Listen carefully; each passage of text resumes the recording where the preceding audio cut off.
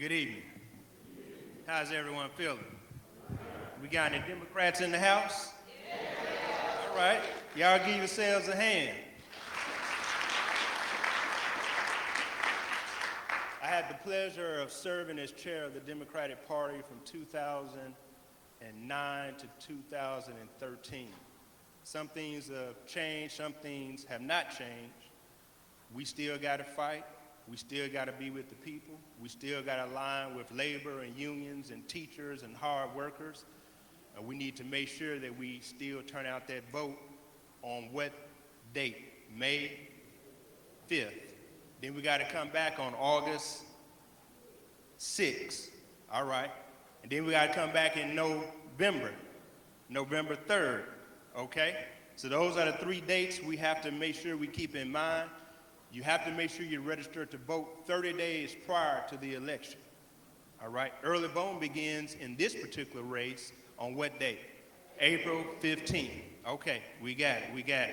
So without further ado, let's bring up our candidates. And the candidates, y'all come to the stage. Y'all give them a hand as they ascend to the podium. We're going to go in alphabetical order, and they put it on the screen for us. Alphabetical order, so we're going to go Buckner, Hubbard, Pollard, Pope, Scott. All right. One of these individuals will be your next sheriff.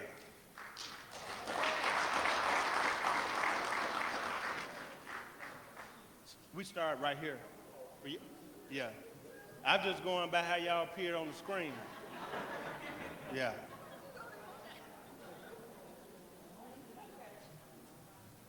Let's give them another hand. Y'all take your pictures.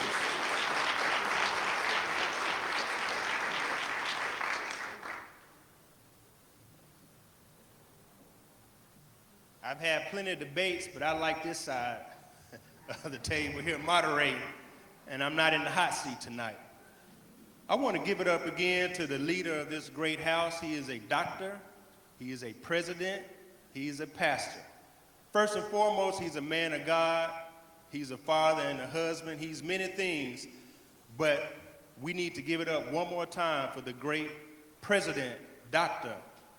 Chris Davis. Y'all give it up for him one more time.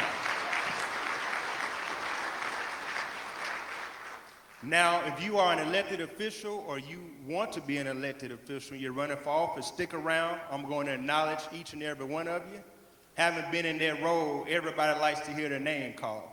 So y'all stick around, I'm gonna call your name, I'm gonna have you stand up, and I'm gonna let the people see you. So just hold tight, we're gonna get to that. But first, we wanna focus on our next sheriff. We're gonna start in alphabetical order. And let me go to the script. Our sheriff candidates forum. Tonight's conversation focuses on the most urgent issues facing Shelby County. The conditions inside our jail, long-term crime, reduction strategies, intergovernmental cooperation, countywide law enforcement collaboration, and reducing recidivism. Our goal is simple: to give voters clear, direct answers from the candidates seeking to lead the sheriff's office. Each candidate will have 2 minutes to respond to each of the 6 primary questions. Where's our timekeeper? Y'all see the young lady there? She's the enforcer tonight. Now, you all are gonna be the sheriff, one of y'all, but she's the sheriff in town tonight with this time. When you see your 2 minutes are up, you gotta be quiet, or I'm gonna have to do something. I can't arrest you, but I'm gonna have to tell you to be quiet, though. Yeah. Say that again. Okay, and there's a time up there too. So we got time here, but this is the primary time down here. But we do have a time up there as well. Thank y'all. Okay, each candidate will have 2 minutes to respond to each of the 6 primary questions. We will conclude with a lightning round of 5 rapid response questions based on the official duties of the sheriff. We thank all candidates for participating and all community members for being here. Let's begin. Each candidate will now have 1 minute for an opening statement. We will begin in alphabetical order, starting with Mr. Anthony Buckner.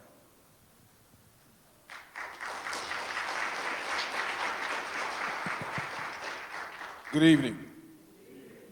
Well, first I want to start by thanking the Shelby County Democratic Party for hosting this important event. I also want to thank St. Paul Baptist Church and Dr. Davis for opening the doors to this beautiful church. And I want to thank each of you who are here in person and those who are watching virtually for your attendance as well. My name is Anthony Buckner, and I'm a candidate for Shelby County Sheriff. Before I get into my experience, I want to first share with you why I chose to run for sheriff. So roughly around 3 years ago, I was having a conversation with my daughter, my favorite daughter, Zaria, who's a student at MTSU. And I was asking her about her plans once she graduates from college. And what she said to me hurt me more than anything that I've heard. She said, "Dad, when I graduate from college, I'm not returning to Memphis because I don't feel safe." Well, my reason for running for sheriff doesn't start and stop with Zaria. It starts and stops with the conversations I've also had at town hall meetings, neighborhood watch groups, and on the aisles of Walmart and Target. We all have concerns about our community. My name is Anthony Buckner, and I hope throughout the rest of this evening you will learn more about me. Thank you.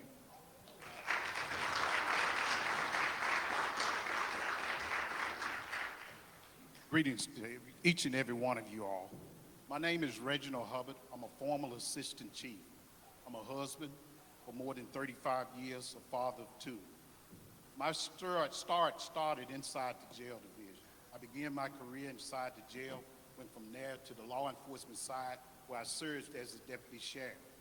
For more than 36 years, I served this community. I had more extensive background in the area of street crimes unit, metro gang unit, the narcotics division, where I served as the executive lieutenant over narcotics.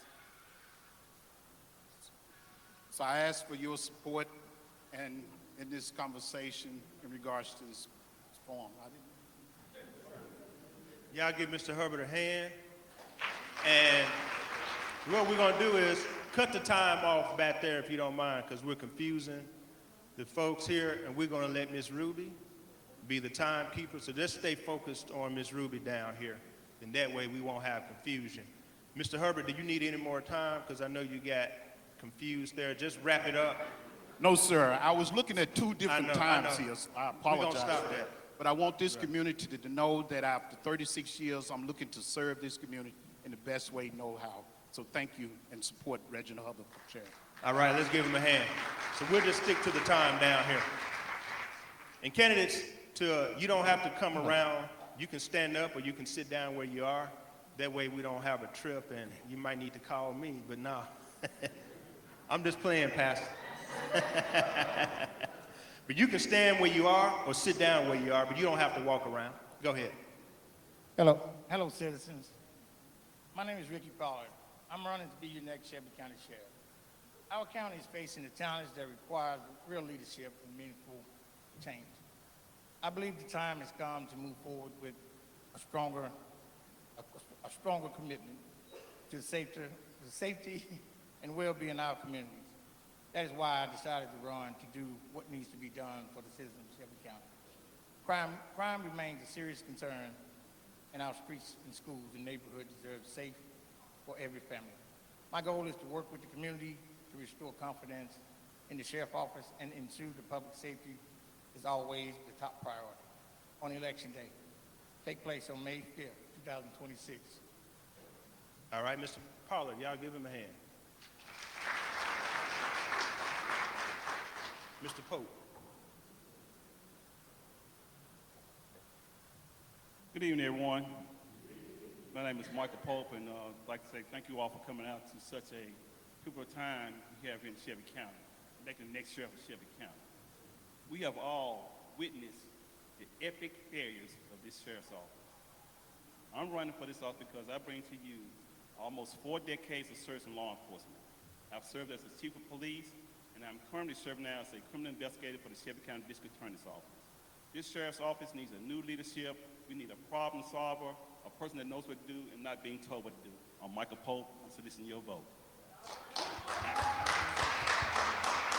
Last but not least, Ms. Scott. Yes, my name is Keisha Scott. Good afternoon, everyone. And I'm running because we need a sheriff to protect the people. We need a sheriff to run a safe, constitutional jail, which we have lack of now. I'm running and I'm making history. I'm going to be the first female sheriff inside of Shelby County and the state of Tennessee. I'm going to be the one fighting for the people, standing with you, because what we're lacking is transparency and accountability, and we need a sheriff that's going to have transparency in law enforcement. Thank you. My name is Keisha Scott.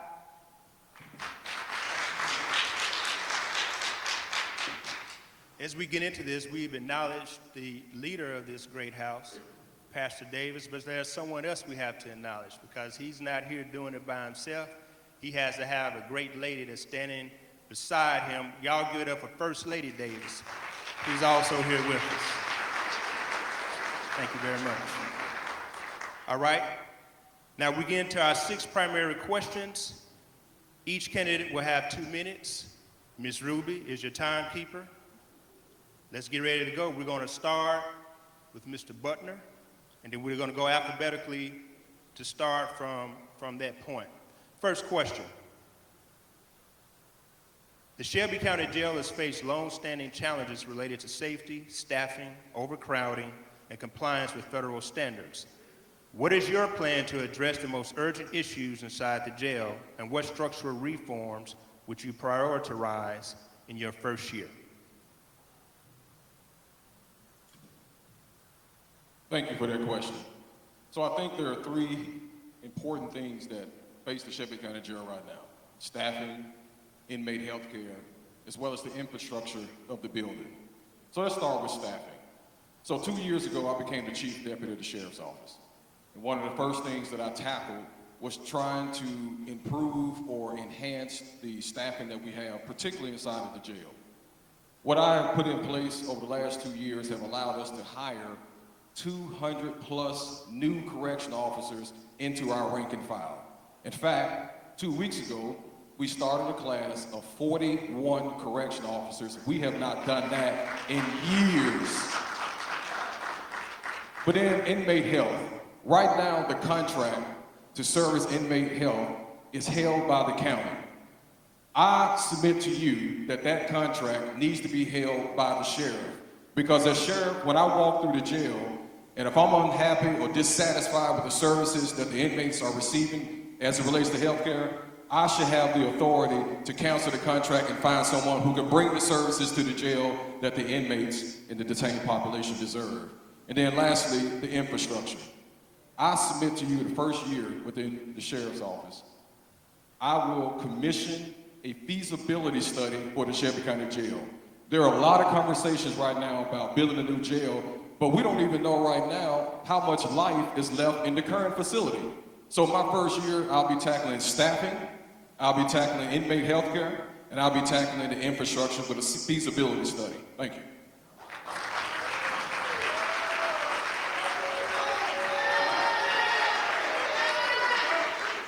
Yes, during my time of working inside the jail, some of the things that we did was we put forth policies that address the major concerns inside of the jail of overcrowding, housing, and other things.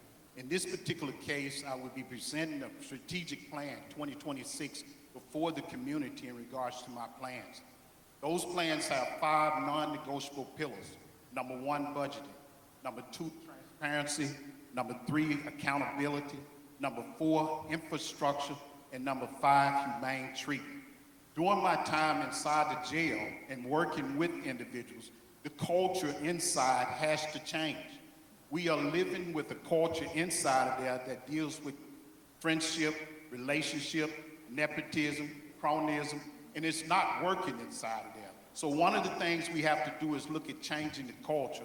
The other thing is management. Management have to be in a position where they understand how to lead opposed to how to follow. So the third thing outside of that would be to make sure that we are doing everything we can with our stakeholders in order to develop better relationships, reaching across the aisle, making sure we get the job done. So those things is things that I would put forth in my strategic 2026 plans, and I will make sure that we address those 5 non-pillars in the way that needs to be addressed in order to get forward. Thank you. Before Mr. Parler goes, I've been reminded, please silence your cell phone so we don't interrupt the candidates as they're speaking. Okay, Mr. Parler? All right, first is first. First, I believe there needs to be a stronger oversight on how the jail is managed. That may include changes in leadership to ensure the facility is being run effectively, professionally, and full accountability. Second, the facility itself needs attention. The jail requires an update, maintenance, and improvements to the overall condition of the building. A clean, well-maintained facility is essential for safety and security and a proper operation. But most importantly, we must address staffing. We need a well-trained correctional officer who are properly prepared to manage the responsibilities of the job. At the same time, we need qualified mental health professionals working inside the jail.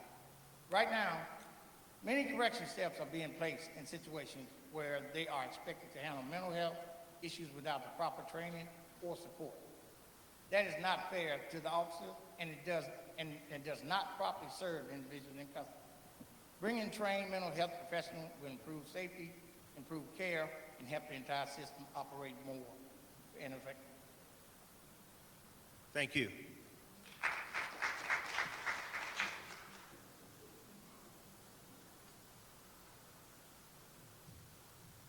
First thing I would do is rebuild. The sheriff's office has 736 vacancies. We need an aggressive recruiting campaign to recruit officers. Also, I would do is stabilize. We need to stabilize the conditions of the jail, stop the drugs from being brought in, stop the killings and stabbings and the fighting. We need to do a better job of maintaining officer safety. Another thing that I would do is retain officers there. I'd like to take my hat off to some of the officers that work in the jail. Right now, they are low morale. They don't have, the union contract is not signed. They don't have fair promotions. They don't have anything that's equivalent to what they should have based on the contract. But one of the other things I'd like to do is introduce to the jail staffing is hazardous duty pay. That incentive would bring about the morale, put them on a higher pay scale, and also give them a stability to do things that they do. We need a jail that works. We need law enforcement officers that work. And also what we're going to do is introduce the first ever Sheriff's Office ambulance service. The ambulance service will be housed at 201 Poplar, where we have inmate in crisis. We can quickly get him the service that he needs. We're going to make sure that Shelby County Jails is working properly, it's staffed, it has the medical staff that it needs, and training officers that they need. Thank you.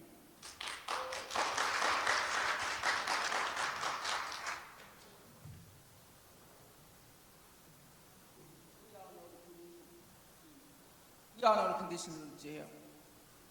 That's the main thing we have to do. Whether we remodel the jail or we build a new one, those are the questions.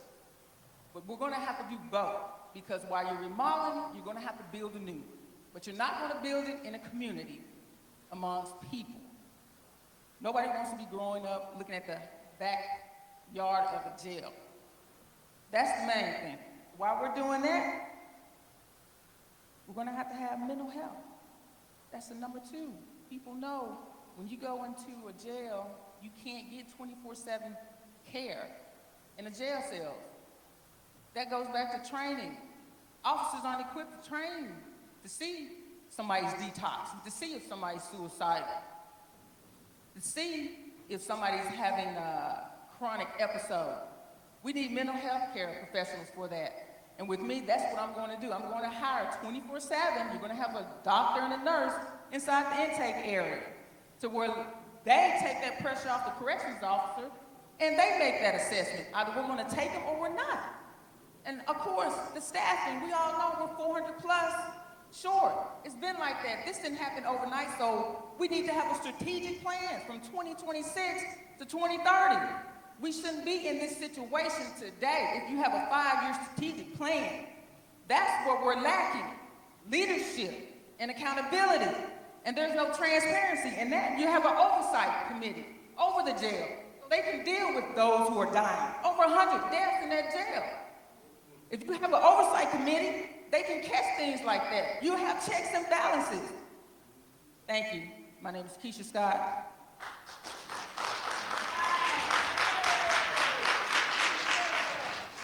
Okay, now we're to our second question, and we'll start with Mr. Hubbard. For the second question, go down and come back around to Mr. Buckner. The second question is, The Memphis Safe Task Force is a temporary intervention. What long-term sustainable strategies should the Sheriff's Office lead or support to reduce violent crime across Shelby County once the task force concludes? Mr. Hubbard, 2 minutes.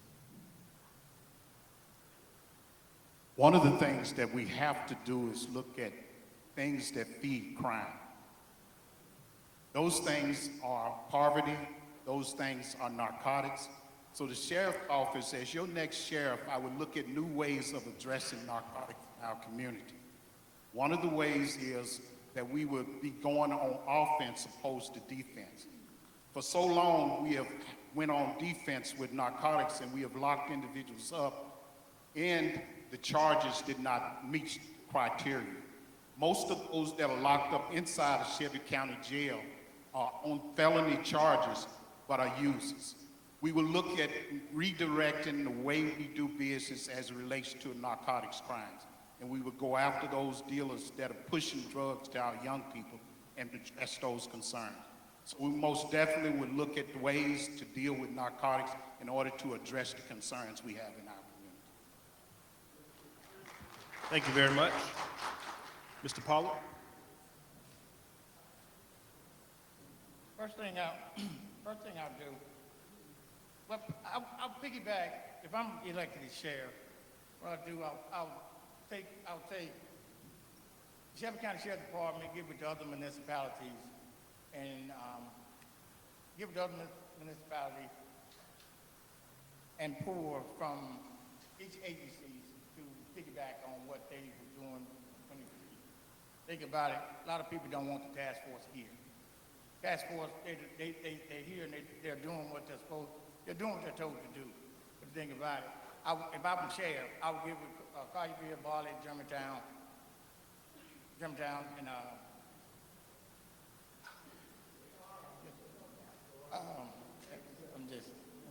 I would give them, and I would form my own task force, and I go from there. That's what I'll do. Thank you very much. All right, next we have Mr. Pope. One of the duties and responsibilities that the sheriff has does the same thing as the U.S. Marshals. The sheriff has the power to deputize officers of the agencies. So what I would do is build back the partnership that we have with these other community law enforcement agencies, like Barley, Germantown, Collierville, Germantown, Memphis, and THP. I would collect and work those other counties. We would put together a task force to service the people of our community. And that way, we know the needs of the community, we know who the bad guys are, we know who the gangbangers are. We have all that technology and that experience that we know who we're looking for. And more importantly, what I would do is build back the trust in the community. We would have reserve officers come and work alongside those who work in neighborhood associations. We have retired deputies come and patrol in the areas where they live. We got to put the responsibility back on the community to work alongside other law enforcement to stop the crime in this community, and that's going to be one of my duties as sheriff. Thank you very much. Mr. Scott? Yes, Keisha Scott. This all comes back, circle back every time, no matter what the question is, it involves the community. The community. We have the partnership with the community. Your nonprofits, your business. We have to, in law enforcement, take that first step out to the people. Don't expect them to come to us. Go to them. You have to meet people where they are. You have to go to their town halls, go to their community events, like I do. Go to their schools, mentor their kids, like I do. We talk about our youth, but are you mentoring the youth? I do. And I don't need my job to tell me that. I do that on my own because I believe in our youth. That's where our future is going to be. So what we have to do with the sheriff's office, the sheriff is the highest law enforcement officer here over city chief, Millington, Germantown, everybody.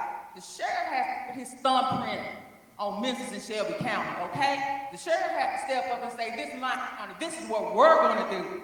I'm gonna set that tone. Everybody else gonna follow my lead. And we don't have that. But with me, you're gonna have that. I'm gonna have my task force. It ain't gonna be Memphis, it's gonna be the sheriff's task force. And everybody else gonna get on board and do what I need them to do to bring this community together.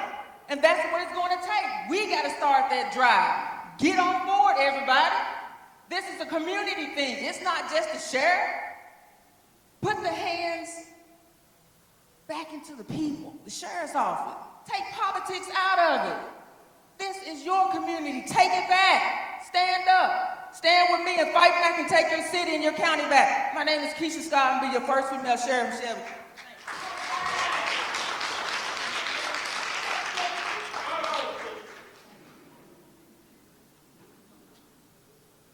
To reduce violent crime in our community, there are 3 approaches: prevention, intervention, and detention. Prevention. You're looking at a person who's the product of mentorship. When I was 8 years old, a mentor came into my life. I'm 46 years old, and now I get to stand here and run for sheriff. Prevention through mentorship is huge for our community. And I always say this, just imagine if one person took a young person and poured into that person, what could our community look like? Intervention. When those people come in contact with law enforcement, they found themselves crossways with the law. We got to have the wraparound services in our community to put these individuals back on the right track. Intervention. And then detention. For those who don't respond to mentorship, they don't respond to intervention, then we have got to have law enforcement, boots on the ground, that can enforce the law and put people behind bars where they can find redemption or they can find the services they need to change their life. Those are the 3 approaches. So when the task force leaves, you have a sheriff that has a crime strategy to make sure that we are still responding to crime in a smart way, that we're putting our officers in neighborhoods and communities where they have seen a depreciation in the quality of life and they've seen an increase in crime. Again, prevention, intervention, and detention. Those are the 3 simple approaches to addressing major crime or violent crime in our community. Thank you.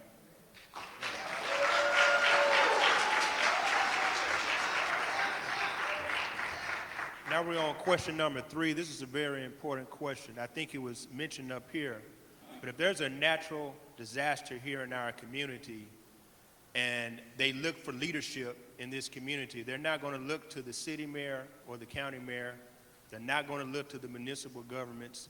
If there's a disaster in Shelby County, the person who has control of this community is the sheriff. So in case of a disaster, the most powerful person in this community will be one of these individuals up here. Now, the sheriff has to submit his budget to the mayor, and the mayor has to submit the budget to the 13 county commissioners, which has to be passed by 7 votes. So it's important that even with all the power that the sheriff possesses, that sheriff still has to work with the mayor and the county commission to get the budget passed. Now, it's a checks and balance. If the sheriff doesn't get his budget passed, he can go to Chancery Court and sue, saying that this is a public safety issue. I need the money to protect the people of Shelby County. So we don't want to get to that ever again. We want our mayor, our sheriff, and our county commission all working together, traveling in the same direction. So that's why this 3rd question is so important. The sheriff's office must work with the county mayor, the county commission, courts, and state agencies. How will you repair and strengthen these intergovernmental relationships to ensure coordinated public safety efforts? And we're going to start with you, Mr. Pollard. 2 minutes. First, I believe is direct communication. If there's a disagreement, first step is sitting down and having an honest conversation. For those discussing should be guided by facts, data, and what is best for the public safety. Public safety should never be compromised because of political disagreement. My focus will always be finding solutions and to serve the people of Shelby County rather than allowing issues to turn into public conflict. If necessary, we will work through private negotiations to reach a common ground. In some situations, it may also require revisiting to clearly understand the roles and responsibilities of each office.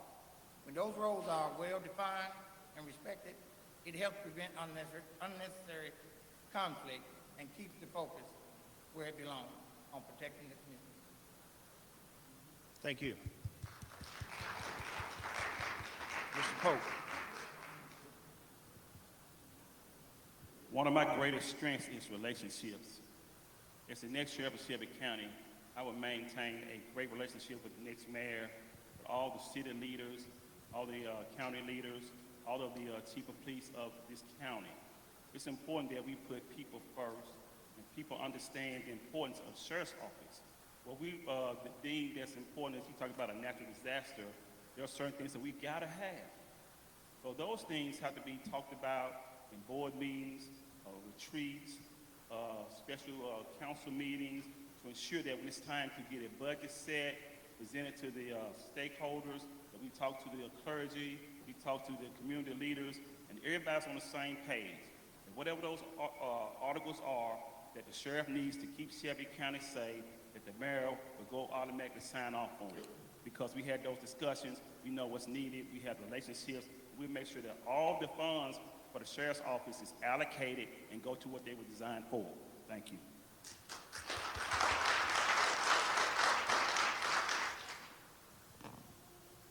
Everything comes back to respecting people and respecting their opinion. First, we have to respect each other. I need to respect the mayor's position. He needs to respect mine. We need to come together, have a mutual understanding. This is what we're going to do. Let's develop some type of memorandum, some type of policy, how we're going to conduct this jail, because it needs to be safe. We don't need to be pointing fingers who does what. We need to have solutions to the problems. And right now, you don't have that. You got people pointing. Get to the bottom of the problem. Come to the table with solution. If you got a problem, bring that solution with you. Be respectful. We're going to have sit-downs and we're going to talk it out. We're going to come to an agreement. You may not like what I have to say, and I may not like what you have to say, but we're going to come to understanding because we're doing what? Putting people first, not ourselves. Take yourself out of the equation and think about everybody else. Think about this community. So let's have a policy in place where we don't have to go back and forth bickering about who does what and who didn't do what. That's what my plan is, and that's what I plan to do. Partnership. I don't mind stepping down and saying, hey, what do you have? If your idea is better than mine, let's do it. It doesn't matter who get the credit and who don't. The problem is we're going to get it done, and it's going to be for the people. And right now, our leadership isn't thinking about the people. They're thinking about themselves. Who look good on TV and who don't. My name is Keith Scott. Thank you.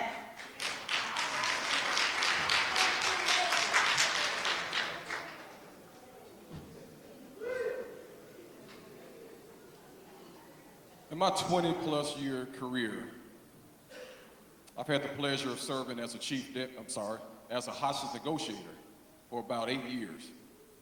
And what I learned in being a hostage negotiator is that it's difficult to build relationships in the middle of crisis. Those have to be built outside of crisis. And so as the next sheriff, you have my commitment to form a committee that will comprise members of the county commission, the mayor, or someone from his staff, to make sure on a routine basis that they're hearing about the issues that we're facing at the sheriff's office. The issues that we're going to discuss tonight and that we've already discussed, to resolve them can't be start and stop, or it can't start and stop with the sheriff. It has to take the cooperation of the county mayor, it has to take the cooperation of the county commission to get to an end result that we all can be happy of. But what I can tell you is that we're all exhausted from the back and forth between elected officials. We're all exhausted from lawsuits between elected officials. And I think we all, as voters, want to see elected officials working together for the people. You're going to have that in me as your next sheriff.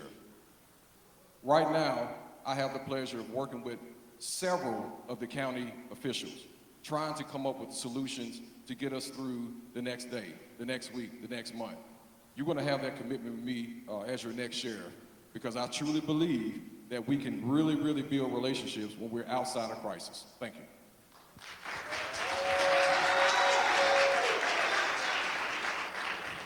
One of the things I did as an assistant chief during my tenure inside the jail was created quarterly meetings with every municipality in the county.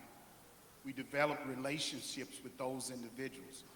We heard the problems that was going on, we solved them, and we put forth policies that would address their concerns. The thing we would do was create those quarterly meetings with those sheriffs, with the mayors as well, both city and county, because the city is paying tax dollars into the county's budgets as well. So we would look at meeting with those individuals outside of the public eye and having those conversations about what we can do in order to better things for the citizens of this community and not just ourselves. Most individuals are filled with self-aggrandizement, and they move away from the idea of reaching across the aisle, and they draw lines. We will eliminate those lines. We will have those conversations, and we will make sure that we are communicating in the best way possible for the citizens of this county, not for just ourselves.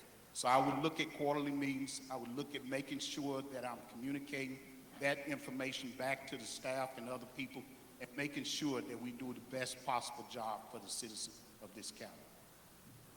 Thank you very much. We're now down to our fourth question. Again, 2 minutes each for this particular question. We're going to start with Mr. Pope for this question. Crime does not stop at city limits. How will you build a stronger countywide partnership with municipal police departments such as MPD, Bartlett, Germantown, Collierville, and Millington to create a unified crime reduction strategy? Mr. Pope. As I stated before, building relationships. When I started my career in sheriff's office in 1987, we were all partnership. We had a Metro DUI, Metro Narcotics, Metro Gang Unit, Street Crimes Unit. So I would give those chief police, those other elected officials, and we'll bring those things back. Community policing together as one local unit, one local body serving the county. And how we do that is, like I said before, the sheriff has the power to deputize officers from other agencies. We work collectively together to fight crime in all of Shelby County. Make sure that we come together and do things that we need to do to serve the community to stop crime in its tracks. Relationships and deputize officers from other agencies. Thank you.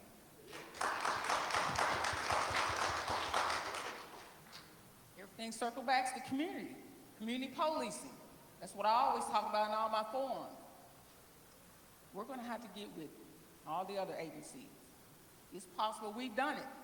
When I came on, I worked in the Metro Gang Unit. Partnership with the city. It's all about putting one agency pride aside and everybody collaborate. And that's what we're having now. We got everybody like Graham, button head, everybody trying to be the alpha. Instead of thinking about the community and thinking about what the community needs. The community needs a sheriff who's going to care about them. The community needs the sheriff to build trust. You know how you build that trust, people? You got to get outside that squad car. Yeah. You got to get in that community. You got to talk to them. You can't be afraid. You got to get out in the county and go into the city. The city should not have to ask the sheriff, can y'all come and patrol my area? And then you don't show up. Shouldn't have to ask for services like that when they're paying for it. You don't mind coming asking for the vote when it's election time. You in everybody's church then, everybody event. But when it's all over and said and done, don't nobody see you, you ghost. Community police people, partnership. We gotta hold our elected officials accountable. If you want transparency, you gotta hold them accountable, and you gotta say, hey, you came to me. If you want my vote, this is my agenda, and you hold them to that. You don't let them slide. They're not gonna let you slide. Violate the law and see what's gonna happen. So we have to have that partnership. And I don't mind stepping out the car, because I used to do it when I was in patrol for 8.5 years. I rode the streets, this area too. I know what it's like to get out, play basketball with the kids for a couple of seconds. Thank you. My name is Keisha Scott.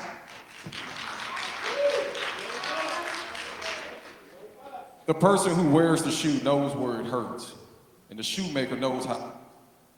As a sheriff, I got to go to the communities and hear directly from the municipalities and those communities to know exactly where their shoe is hurting, where their pain points are. As your sheriff, I will make sure that I'm a good partner with the Memphis Police Department, with the Bartlett Police, Germantown, Carterville. So much so, as your chief deputy today, I'm doing that right now. So twice a month, we're meeting with all of our law enforcement partners to making sure we understand and know where their pain points are, where their shoe is hurting. Right now, as your chief deputy, I'm part of the process deputizing Memphis police officers, Germantown police officers, Bartlett police. We're doing that right now. Recently, I got a call from the Bartlett mayor who had a pain point. He wanted to know how the sheriff's office could be a partner. And I sat down in the office of the Bartlett mayor. For more than an hour, we talked about those pain points. And from his office, we came up with a solution. We're doing that right now. Sheriff Thomas Tuttle of DeSoto County called me a few months ago. He wanted to exchange some deputizations of his deputies for our deputies. We deputized 10 DeSoto County deputies, and DeSoto County deputized 10 Shelby County deputies. We're doing that right now. I submit to you, you have a sheriff's office right now that's working with the municipalities, trying to make sure we know exactly where their pain points are and how we can partner with them. Thank you.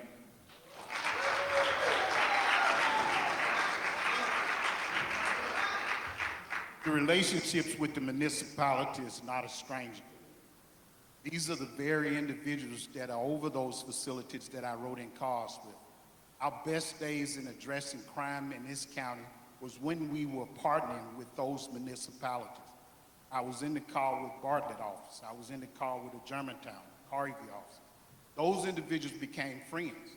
To this day, I don't have to worry or be introduced to them because they already know me. I'm familiar with Dale Lane in Carterville. I'm familiar with Fisher in Germantown. I'm familiar with Cox in Bartlett. And also, at that time, it was Standback in Millington. These are people whose numbers are in my phone. And over the years, I developed good relationships with them.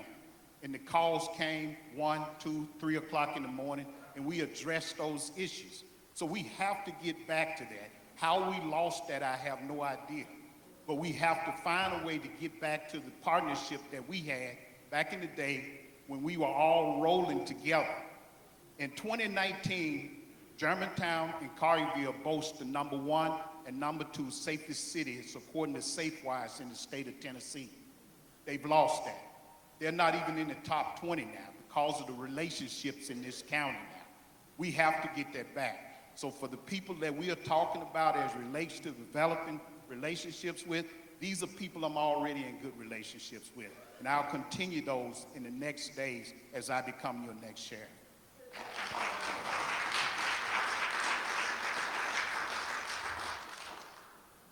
It goes back to community policing. It goes back to commitment. It goes back to trust. Trust begins with professionalism and consistency. Being able to communicate with other municipalities, residents in the community. I will increase and promote more community policing effort to encourage deputies and other municipalities to work together, to engage with the residents and the business in their community. I will also advocate that having community policing meetings on a regular basis and open platforms to ongoing feedback with other municipalities to ensure that every resident's voice is heard. My goal as the next sheriff of Shelby County is to ensure that every citizen in Shelby County feels that they are respected, protected, and heard. Crime does not stop at the city or county line. Neither can law enforcement.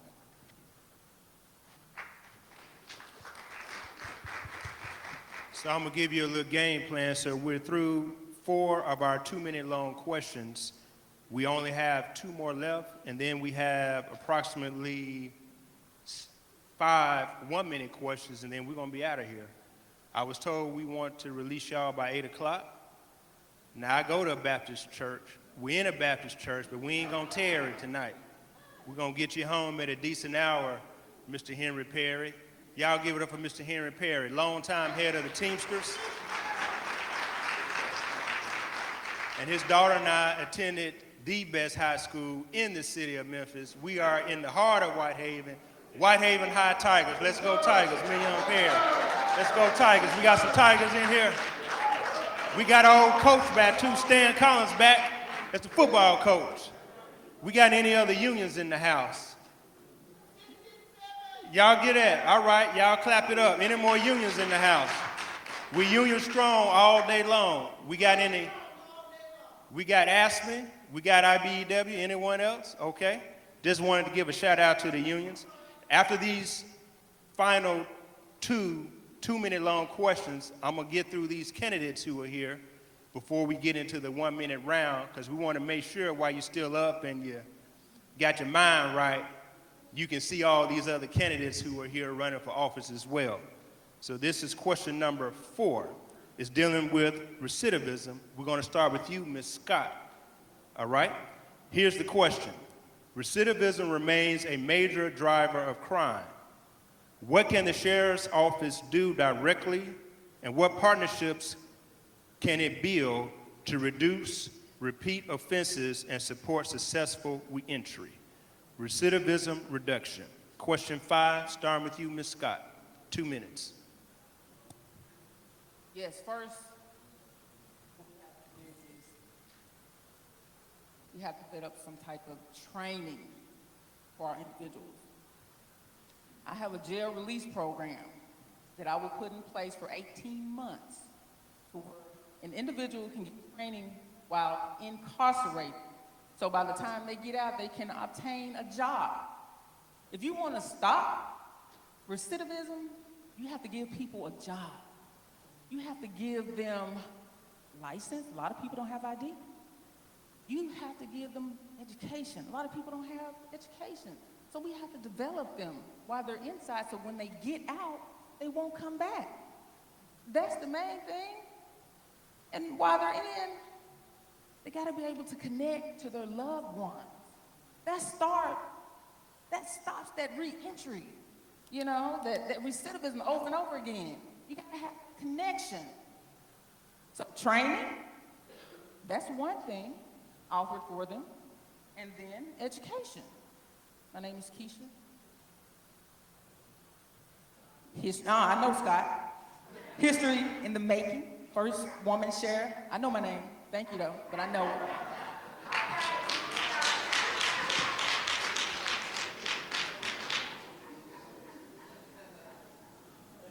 So I think there's a couple of ways that you address recidivism. There's no one way, but there's a couple. I'll start with this. We have programs right now inside of the Shelby County Jail that's designed to rehabilitate our detained population. Programs like Inside Circle that address trauma. A lot of individuals who come inside of our facility, they are facing traumatic incidents that they're coming from, and even within the facility, they acquire traumatic incidents at times. But then we also have nonprofit organizations that already exist in our community, and I'm just going to name one because there are many, such as Memphis Allies, who share the focus of actually rehabilitating the entire family. So here it is.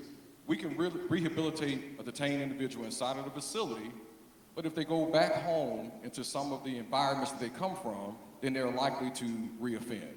So we have to take a family approach when it comes to rehabilitation. So if you're going back into a home where there is no food or lack of food, then that's going to be a problem. And that individual may be faced with choices to go back into a life of crime that will return him or her back to our facility. So I think two things. One, we have to rehabilitate within inside the facility, but then also the sheriff's office has to be a great partner with nonprofit organizations that can provide the wraparound services for the entire family to make sure that we peel them away from what may have caused them to commit crimes in the first place.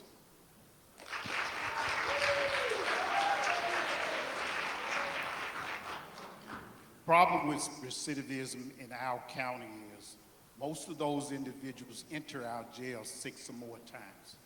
That's the problem. We have to begin looking at gateway crimes when an individual commit a crime to find out what the problem is. Oftentimes, there are gateway crimes dealing with shoplifting, narcotic, trespassing, and other things like that. We have to begin looking at day one when that individual come in there the first time. How can the courts address that issue to keep him from coming back? The large numbers that come through those doors are 6 or more times. That indicates a problem with that individual. So we have to partner with the courts, mental health professionals, and whoever else we can partner with as stakeholders in order to address those concerns. So we have to know that those are some things that I've been looking at, and certainly want to, on day one, go into the courts to look at those individuals who are entering our jail 6 or more times. This is a problem for this community. Most of them do not need to be inside that facility because their crimes does not pose a threat to the community, and we have to find ways to address those. But we have to look at those that are coming in 6 or more times to address those.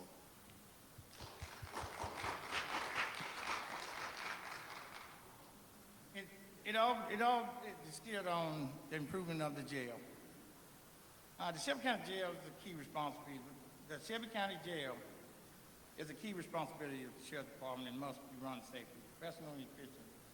My priority is improving the jail system, including providing strong support for the jail, raising operations standards, and ensuring that the conditions in the jail are consistently well maintained and monitored on a daily basis. I'm dedicated to increasing the staff level and offering enhancing training for all personnel dealing with inmates and mental consumers, and modernizing the mental health services available in the county jail. That would be my top priority. Thank you very much. Next, Mr. Pope. On day one, as the next sheriff of Shelby County, we're going to introduce a new screening process for the inmates being coming through the jail. I have a team of medical staff. We're ready to go. We're going to do a screening process to find out if we have individuals who are in mental crisis, if they have drug addiction, or if they're on some kind of psychotics. And what we're going to do is get those people screened, placed in proper housing, then sent to the proper medical facility they need to go to.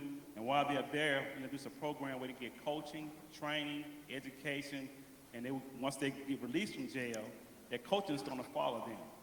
We're going to have a follow-up team to make sure that these individuals who are mental, that they're getting their medication, that they're on task to becoming productive citizens in Shelby County because of the new screening process in Shelby County. Thank you. All right, thank you. All right, we're down to our final question, 2-minute long question. It's dealing with accountability, transparency, and public trust. Shout out to Reverend Noel Hutchinson, who has a great talk show. If you haven't heard him, tune in to hear what he has to say about some of these topics. And he's joined by his lovely First Lady, Rebecca Hutchinson. Y'all give them a hand. Pastor and First Lady. Question number 6. Public trust in law enforcement is essential. We start with you again, Mr. Butler. What specific accountability and transparency measures would you implement to ensure ethical conduct, reduce excessive force incidents, and improve community confidence in the sheriff's office? 2 minutes.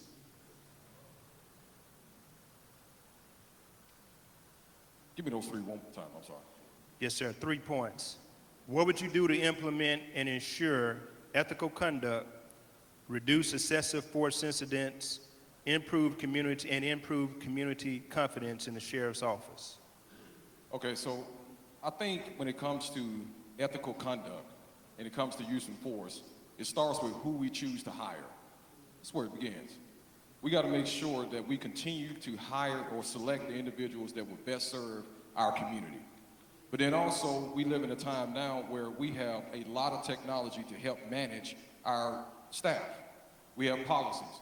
But I always say, policies can be black ink on white paper. We got to have the right supervisors in the right positions to make sure that they are addressing issues before they become a huge and significant problem. And then we have to conduct impartial and fair investigation, something that's brought to our attention. But then the last part about transparency. Now, I have to be open, honest, and transparent on this one. The sheriff's office has not done a great job in communicating the issues that we have been dealing with. I'm being honest. As a chief deputy, I'm standing here being honest with you on that. So one thing that I realized in the past 2 years of doing this job as a chief deputy is that we have to communicate more, not only with the elected officials. You asked the question earlier about the mayor and the county commission, but then just the everyday citizen. Because one thing that I realized, there have been times when we go before the county commission on issues and I turn around and there are no citizens, but they don't know to be there. So we have to make sure that we are transparent on a routine basis and communicating on a routine basis with everyday citizens so they can know how to support the sheriff's office. Thank you. So for all the other candidates, because I know this is a loaded question, the 3 points, what are you going to do to improve ethical conduct, reduce excessive force incidents, and improve community confidence in the sheriff's office? Mr. Hubbard, 2 minutes. That would be easy. All officers under my command will be trained in community policing to foster collaboration and respect amongst one another. We have to establish that first. We cannot take for granted a 21-year-old coming out of the academy understands the black community. A 21-year-old coming out of the academy understands the white community, or the Hispanic, the Indian, and on and on. So all officers under my command will be trained in community policing. In 2008, there was an incident inside of the intake area involving a member of the LGBTQ community. There was a fight that ensued. The officer in 2010 was charged with civil rights violation. After that officer was charged, we sat at the table, members of the command staff that was chosen by Luttrell at that time, and we came up with policies as to how to address the LGBT community.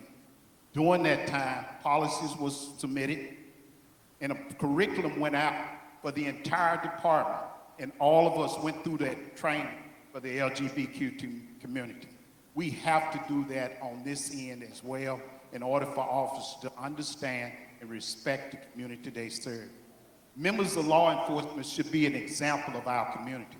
They should be the most loved, respected, and honored individuals that are on the streets. So those are the things that we would do to foster transparency, collaborating, respect, and love for this community.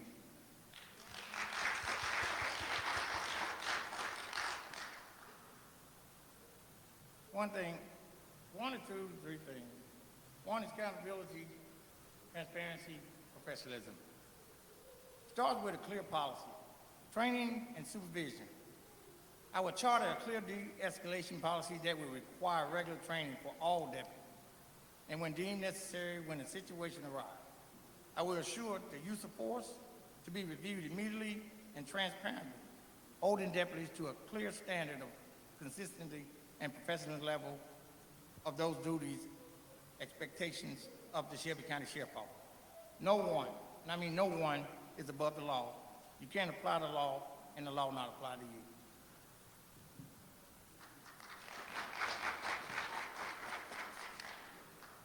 The first thing I would do is retrain the trainers. Retrain the trainers. Shelby County, we have a problem. We have low staff. So what we have out here, we have 1- and 2-year-old patrolmen training recruits. So if you just been on the job a year, you become an FTO, and you train a new recruit, what's the end result? We got to do a better job of training and also retaining experienced officers in Shelby County.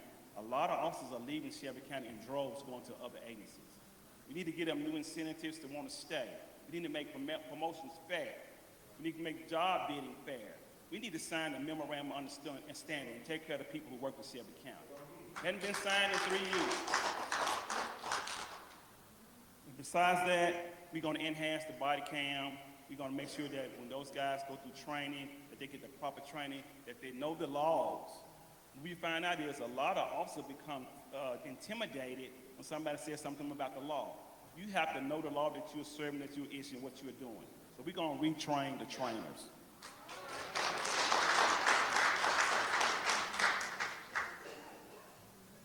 Well, transparency. We all want to talk about transparency. But let's face it, are we being transparent? When an incident happens and the community wants information, are you transparent with them? Do you a video with your response, or do you get out before them and declare what happened, what you did, or your office did what they did? No. Transparency starts there. We don't get that. You get a voice on the TV with a picture up saying this and that, or you talk about the weather or something. You know, I don't know. But the public needs to know, when an incident happens, they need to know that you're going to be fair, that you're going to hold the individual accountable. Simple as that. We have to have an oversight committee. And you say you're for oversight committees, but let's think back. The county commissioner a couple of years ago came and asked for it. Signed this agreement. We want oversight committee from the sheriff. Now I remember that because I heard it. We still don't have it. No. But they say transparency. Listen to what the people are saying. Hear them for what they are saying to you today. Look in the past. People are in positions today to do what they need to do today, not day one. Day one is today, people. I'm already doing all this stuff I say I'm going to do. I'm not going to wait till day one when I can do it today. You got to have that oversight. Somebody got to oversee the sheriff. Right? You got to have that accountability. You got to hold us accountable. That includes me, the sheriff, too. If I do wrong, I need you to step up and tell me, hey, you're doing this, and we don't like it. I can answer to you, because the people elected me. Thank you. That's my time, Keisha Scott, for sure.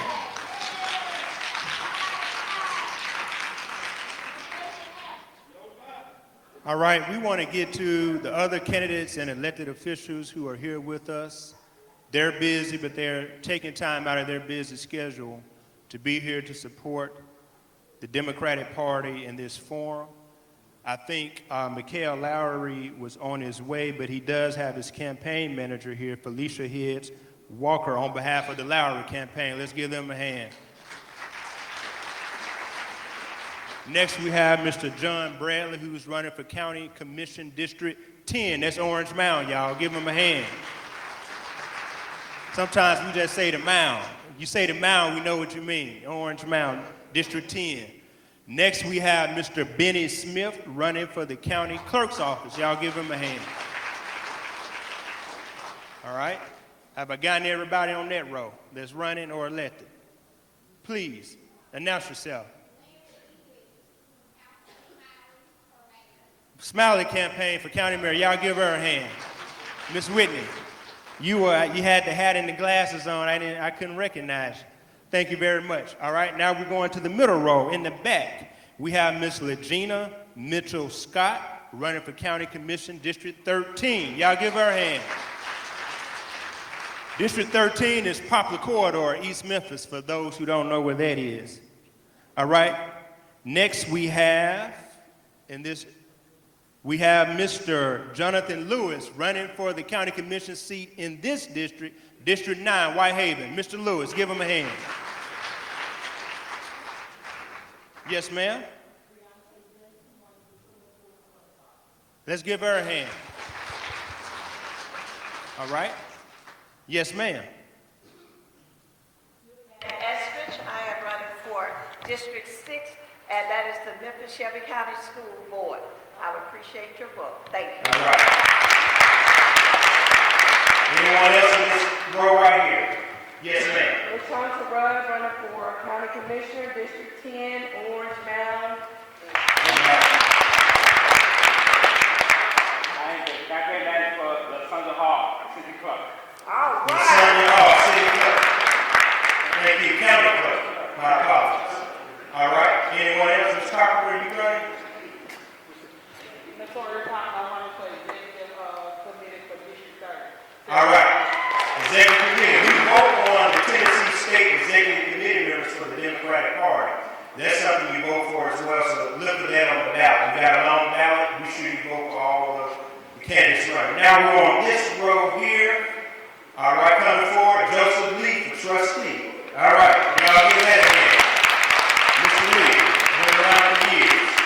All right, we got anyone here in this middle row? Let's start right here. Brittany Thornton, running for county clerk.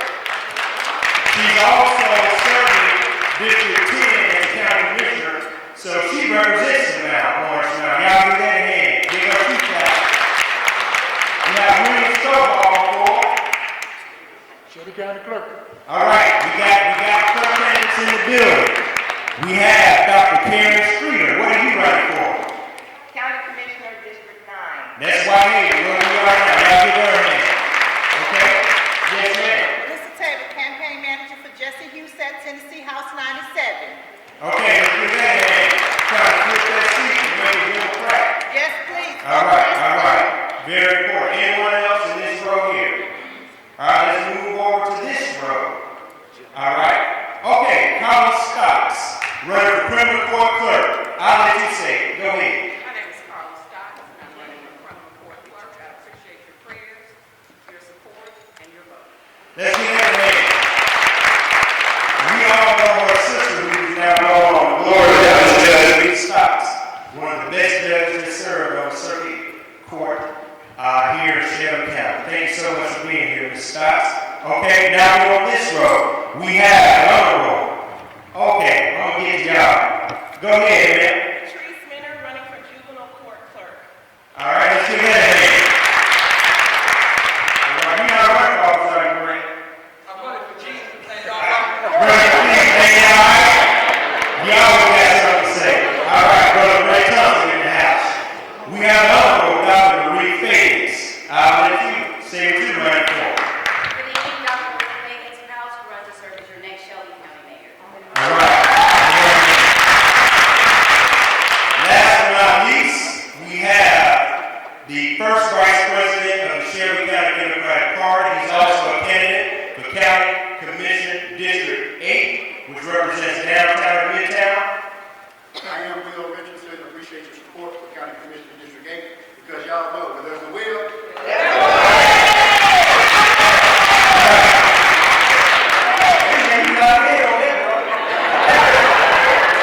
There's a will, there's a way. Y'all see it too. All right, all right. Any other candidates or elected officials that have not been recognized at this time? Y'all give everyone a hand in. Take it from me. Running for office is very difficult. Sitting up here on this stage, having to put everything into 2 minutes or 1 minute is very difficult. So we want to appreciate and thank all those individuals who have offered themselves for public office. It's not an easy thing. So we thank you, we thank you, we thank you, and best of luck to all the candidates. Now we're down to the lightning round. We will now move to the lightning round. These questions are based on the official duties of the Shelby County Sheriff. Responses should be yes or no. Again, responses should be yes or what? No. Or one short sentence. We will move quickly and proceed in alphabetical order. I'm going to reverse it. We'll start with the ladies first, and Scott, and we'll come down to Mr. Butler this time. So you have a 1 minute time frame for these speed questions. Yes or no? Yes or no, and you can explain within 1 minute. We'll start with the yes or no first. We're going to start with court security. Should the sheriff's office increase investment in courtroom security, staffing, and technology to better protect judges, staff, and the public? Ms. Scott. Yes, it should be. The problem we have now in the courtroom is that we keep doing manual labor, walking paper from the jail to the court. That takes too much time. That causes too much delay inside processing in the jail. So my answer is yes. They got to have a better system, a better data system, because what we got now is just not working in manual, constantly handwriting on paper and walking to the clerk's office. It's just not going to work. So yeah, we change that. All right, next. Same question. Courtroom security. Yes. And the reason is right now, Shelby County, the court system does not have deputies, one deputy assigned to a courtroom. Every day, every courtroom is a different deputy. They work overtime 6, 7 days a week. I'm saying 7 because we have trials. We need more deputies to fix that problem, the shortage, and yes, we need help in courtroom security. Thank you, Mr. Carter. Yes. Accountability, transparent, and professionalism. Courtroom security. You're yes on that? Okay, thank you very much. Mr. Hubbard. Yes. During the period of time when the courtrooms had an issue with the static inside the court area, along with weapons being brought in unsecured, it was my work to produce those scanners of non-metallic and metallic scanners that went into the courtroom in order to address security inside of there. So I say yes, I say we need to make sure those court areas are secure. All right. Mr. Butler. The answer to the question is yes. and we also need to invest in greater technology to secure our courtrooms. All right, thank you very much. Now, what we want to do now is make this our last question. They've given me the nod. I have 5 questions, but we only want to do one more. I tell you, we're going to get you out of here. All right, now, this is our last question for leaving. Now, what we're going to do is still going to be a 1 minute yes or no. You can explain that, answer within a minute, and then next, and finally, we're going to have a 1 minute closing statement from each of the candidates. Now, in the law, many people don't remember anything else about the trial, but they remember your closing argument. So we're going to ask these candidates to put on their lawyer hats and make their closing argument to the jury. Jury of your peers who are going to vote for you on election day. You got to make a closing argument to convince them to push the button for you. We get into that, but first we're going to get to this final lightning round question, and I'm trying to see which one I'm going to ask, and I think we are going to do this one because this is pressing on everyone's minds. Jail oversight. And we're going to start with you, Mr. Pope. And the question is, should the Sheriff's Office adopt an independent external auditing process for jail conditions and use of force reviews in our jail? Start with you, 1 minute. Mr. Pope. For that question, I would say yes and no. There needs to be some type of jail oversight for inmates in the jail as well as the officers. And the reason why I'm saying no is because we're going to invest in body cams for the jailers as well. Every deputy jailer, every officer, Shelby County should be wearing a body cam.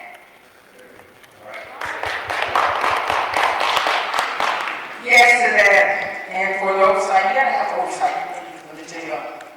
You gotta have checks and balances. That's the only way you're gonna reduce your debt inside the jail. It's the only way.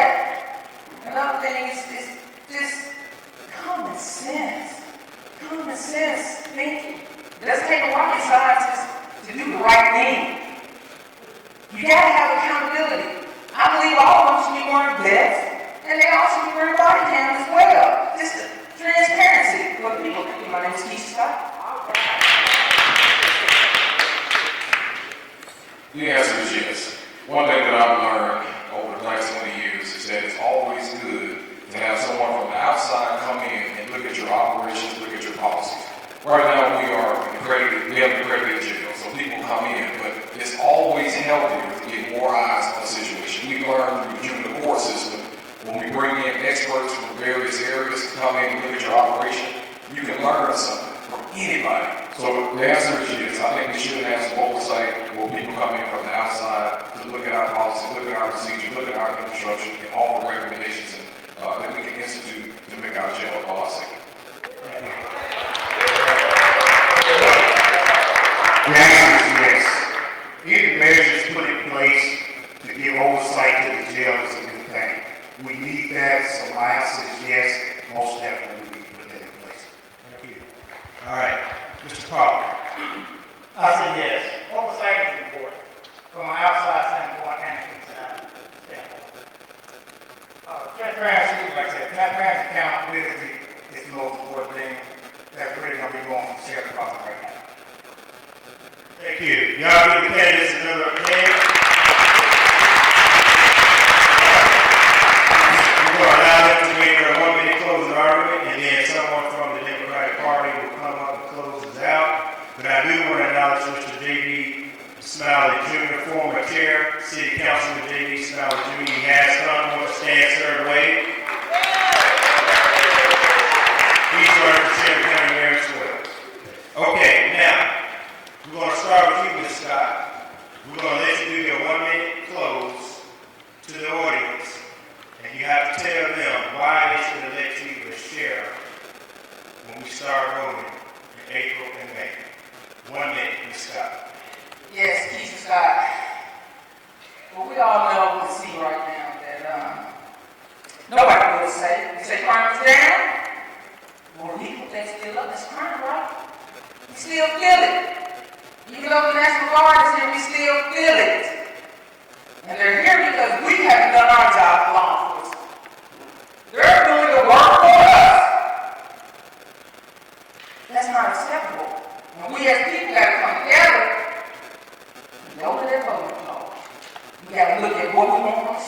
You want a sheriff to lead you, you want a sheriff to follow. Right now, we follow. I already told you the sheriff is the highest ranking law enforcement officer. We got a sheriff me that we stand on. My confidence is gonna be on business in Shelby County. When I walk these streets with you hand in hand, you gonna know who Keisha Scott is. You gonna know who your sheriff is. A lot of people don't know. But when I come to your city, your community, you gonna know my name is Keisha Scott because I'm going to transparency, accountability, and I'm gonna give you what you want. I'm gonna take that policy out of the sheriff's office and put it in the hands of the people again. We're going to the youth people, are going to elect a woman, a first-time woman sheriff in Shelby County, and transparency name like Keisha Scott.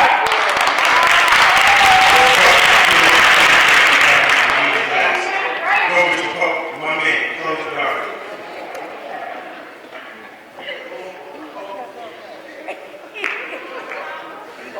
We all know the ending phase of the sheriff's office. We all know the crisis that we face. It's time for something different, something new. We need a sheriff that knows what to do, not being told what to do. We need a sheriff that will stand out front and call the shots, not have shots called for him. We need a sheriff who's not going to make goddamn deals, try to put a jail somewhere don't need to be. We need a sheriff that's going to stand for the people of Shelby County. I stand here before you, saying I'm going to open the door to Shelby County Sheriff's Office to the people. We're going to make sure that we hire purpose people to work these positions. We're going to stand and patrol Shelby County and get the sheriff office back to the people.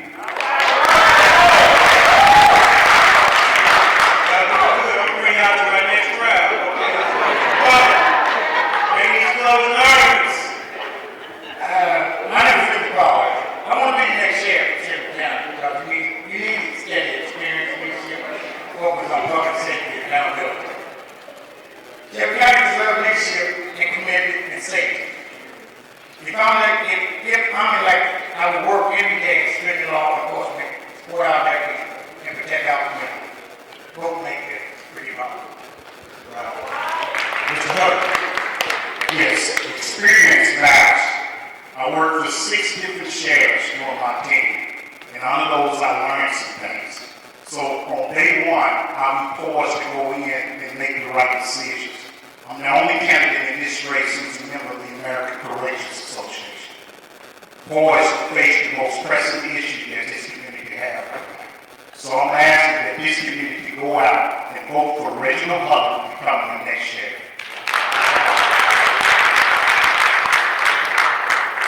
You saw each and every last one of these candidates who are running for sheriff. I know all of them. We've been friends for 20 years. I also want to thank 2 who are not on the stage this evening, Donald Taylor and Michael Pryor. While they have suspended their campaigns, they have not suspended their desire to see a sheriff's office move forward. So thank them for their time as well. Listen, folks, I started the conversation this evening with a story about my daughter, and I even talked about your own stories. I hear those stories every single day. You have a sheriff that's going to bring to bear all of my experience over 20 years of working in the sheriff's office, currently serving as a chief deputy, and a graduate of the FBI National Academy. I will bring all those experiences to bear to make sure that, 1, I focus on mentorship programs, 2, I focus on creating a safer community for your family and 3rd, create a jail that's more humane and safe for everybody who comes to custody. Thank you.